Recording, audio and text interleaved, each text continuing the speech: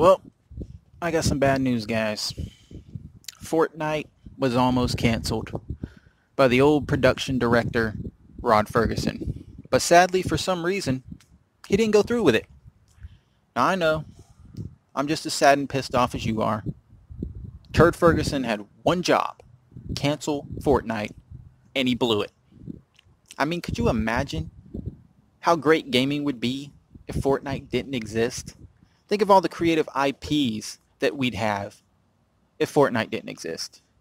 Think of all the creative IPs that would have succeeded and not failed if it wasn't for Fortnite's success. Think of all the new games we'd be getting day one on Steam if it wasn't for Fortnite's success. Think of all the Twitch streamers, YouTubers, and clickbaiters that wouldn't exist if it wasn't for Fortnite's success. It's crazy, huh? I mean, you can't really blame the guy for wanting to cancel the game either, because they were known for Gears of War, which was a realistic, ultra-violent game filled with blood and gore. You could chop people in half with chainsaws and watch their guts splatter the floor. And then all of a sudden they want to create this childish, G-rated game with a cartoony art style, and then you got the zombies, which look weird, and then when you kill them, there's not even any blood or gore. Like, you can't blame him for wanting to cancel that, because it sounds stupid, and it looks stupid. And in my opinion, the game is stupid, even today.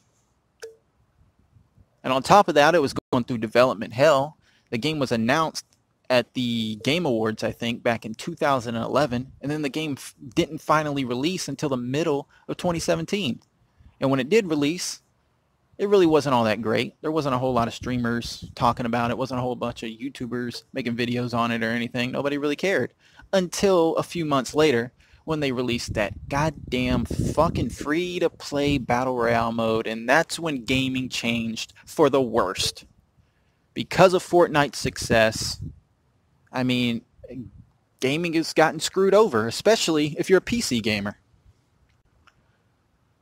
Because of Epic Games' ego, because of their head so far up their own ass and hell in their fucking Fortnite farts, they're out here spending big money, buying out exclusivity deals with all these different publishers and developers, making sure their games are coming to Epic Games Store for a whole year before Steam, and just pissing off PC gamers left and right.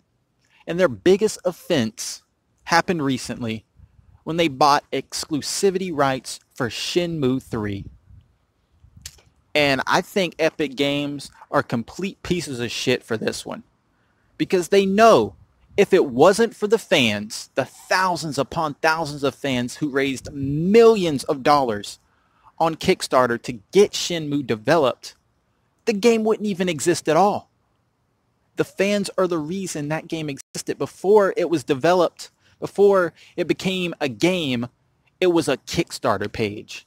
And the fans took money out of their bank accounts to put towards it because they believed in the game. They wanted to be able to play the game on Steam. They were promised Steam keys through the Kickstarter.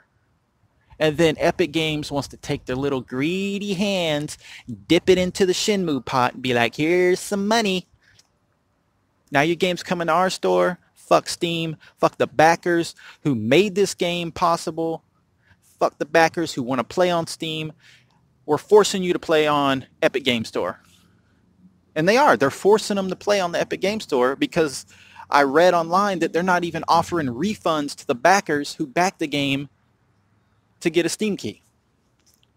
So Epic Games, they're tyrants right now in the game. They got so much money. They're just blowing on all these publishers and developers and just pissing off so many PC gamers. It's not even funny. Like, I mean, you can tell when a PC game is going to be an Epic Game Store exclusive just by looking at the like to dislike ratio. I read that on Twitter. I think Jim Sterling said something like that. He said you can tell if a PC game is going to be Epic Game Store exclusive just by looking at the like to dislike ratio. And it's just crazy the amount of games they're making exclusive to their game store.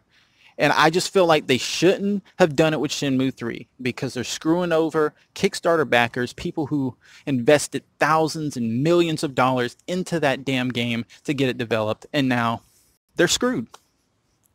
I mean, I guess when they get the key from the developers, they can just sell the key to get some of their money back. But if they were one of the people who, you know, invested hundreds and thousands of dollars, they're not going to make all that back. They'll probably make like 50, 60 bucks back for the actual game key, but that's it. Like, they're not going to get all their investment back. So Epic Games are just pieces of shit for that one. And like I said, Fortnite, man, it's just ruined so many creative IPs. There's a game, a great game that came out a while back that I loved. It was so creative. It was basically like a reality show / survival game hybrid. And it was so much fun to play. The problem was it released around Fortnite's peak popularity.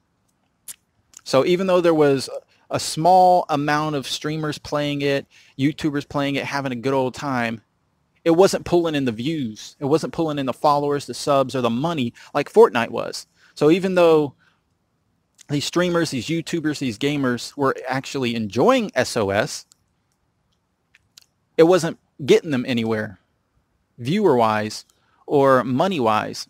So they just stopped playing it. And because of that, the game didn't get enough promotion. So it just went nowhere.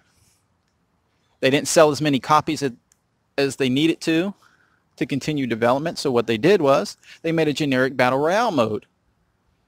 And that didn't go anywhere. So then they brought back the regular mode. That didn't go anywhere. So they eventually had to just end development on the game. And now you can't even play it anymore. And it's all because of Fortnite's success.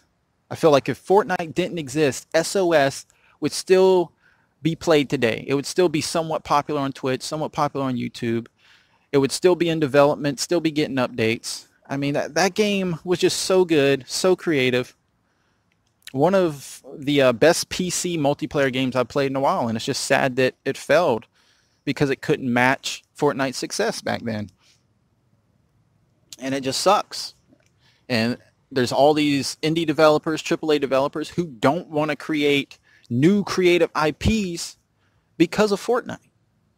They feel like they have to make either a battle royale game or make a game with a BR mode included in order to get anywhere. And I just hate it, man. I really do. I mean, I try my best not to hate on what other people enjoy, like Minecraft. I despise that game, but there are millions of motherfuckers who love that game, who still play it. You know, you got 40, 50-year-old motherfuckers who still play that game. I don't see how anybody gets into Minecraft. As much as I hate Fortnite, I'd rather play Fortnite than Minecraft. But anyways, that's besides the point. I'm just saying, like, I don't want to hate on games that other people play just because I don't like them. But it's not just that I don't like Fortnite as a game. It's just what it has done to gaming. Like I said, it's stifled creativity amongst other developers. It's caused Epic Games to get an ego that's shooting through the stratosphere. They're fucking slinging their big money cock at all these publishers and developers, ruining gaming for Steam users. And it's just got to stop, man. Epic Games has become a tyrant, and things just got to change. I just can't wait for the day that Fortnite loses popularity. People just give up on the game. It's like, fuck this. I'm done playing it. I'm moving on to something new, something better. And that's going to be a lovely day. But anyways, what do you guys think about the cancellation topic, the Shenmue 3 exclusivity, the stifled creativity amongst developers because of Fortnite's success? Let me know in the comment section below. Thanks for watching.